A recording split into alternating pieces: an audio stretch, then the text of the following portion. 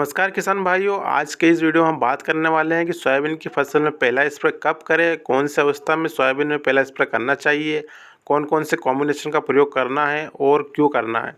इसके बारे में पूरी जानकारी देने वाला हूं, इसलिए आज के इस वीडियो को आप अंत तक देखें।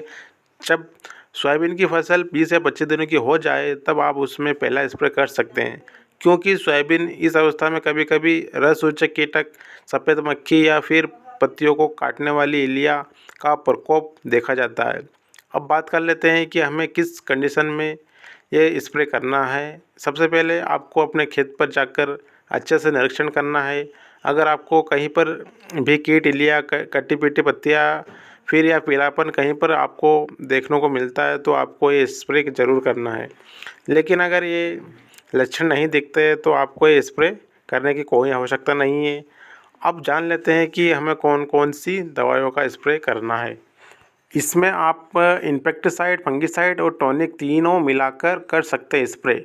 सबसे पहले कीटनाशक के बारे में बात कर लेते हैं। इस अवस्था के लिए सबसे सस्ता और प्रभावित कीटनाशक है प्रोफेक्सनोप 40 और प्लस में साइपरमेथ्रिन प्रोफेनोफास 40%, प्लस में साइपरमेथ्रिन 4% इसी। इसमें आप इंसेक्टिसाइड, फंगिसाइड और टॉनिक तीनों मिलाकर स्प्रे कर सकते हैं। सबसे पहले कीटनाशक के बारे में बात कर लेते हैं। इस अवस्था के लिए सबसे सस्ता और प्रभावित कीटनाशक है जो कि आपको कहीं अलग अलग कंपनी में मिल जाता है, जैसे कि इफो के, सिमवायरी, धनुका कंपनी के, पोरोनिल, सीएडा कंपनी के, प्रोलेक्ट्रिन और पीआई एक्ट्रैक्टिक में रॉकेट का मिलता है। इसके अलावा कहीं अन्य कंपनियां इसे बनाती है, किंतु आपको किसी अच्छी कंपनी के प्रोडक्ट का चयन करना है। इसकी मात्रा की बात कर लेते हैं। इसकी मात्रा 30 से 40 ml प्रति टंकी या फिर 250 ml प्रति एकड़ के हिसाब से आप इसका प्रयोग कर सकते हैं। गर्मी में आप इसके स्थान पर बायर कंपनी के सेलिमन का प्रयोग आप कर सकते हैं। अब फंगिसाइड की बात कर लेते हैं, लेकिन इससे पहले ये जान लेते हैं कि हमें फंगिसाइड का स्प्रे करने की आवश्यकता कब होती है। फंगिसाइड की अधिक आवश्यकता तब होती है जब फसल में पीलापन दिखाई दे या फिर फंगस लगने की आशंका हो, जैसे कि अधिक गर्मी, खराब मौसम या फिर कीट लगने के कारण भी फंगस का प्रकोप दिखाई देता है, क्योंकि ये कीट जहाँ से पत्तियों को काटते हैं वहीं से फंगस का अटैक शुरू हो जाता है और सोयाबीन भी पीला पड़ना शुरू हो जाते हैं। अगर आपको ये लक्षण दिखाई दे रहे हैं तो आपको इंसेक्टिसाइड के साथ में फंगिसाइड का भी प्रयोग जरूर करना है।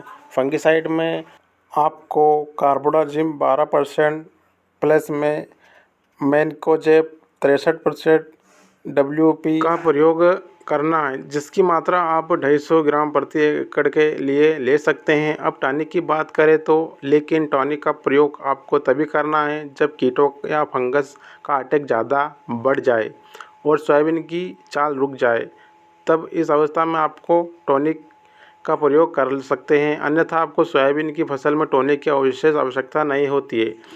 टॉनिक में आप फेंटेक प्लस पोषक सुपर का भी आप प्रयोग कर सकते हैं, जिसकी मात्रा आपको 100 ml रखना है। और ध्यान रखें, इसके साथ में आपको चिपको जरूर मिलाना है, जिसके साथ आपको निश्चित तौर पर बेहतर परिणाम मिलेंगे। अब जान लेते हैं हमें किन किन चीज़ों का ध्यान रखना है। ध्यान रखने योग्य बातें हैं। कोई भी स्प्रे हो, आदर्श परिस्थिति जैसे कि हल्की नमी, शांत हवा, साफ मौसम में किया गया स्प्रे हमेशा अच्छा परिणाम देता है। आपको आवश्यक लगे तभी आपको स्प्रे करना है, अन्यथा फालतू का खर्चा आपको नहीं करना है। पानी की मात्रा आपको 150 से लेकर 180 लीटर के बीच में रखनी है। अच्छे रिजल्ट के लिए आप अच्छे कंपनी का चयन करें और अच्छी दवा खरीदें। मिलते हैं अगले किसी अच्छी जानकारी के साथ में। जब तक के लिए जय जवान जय किसान।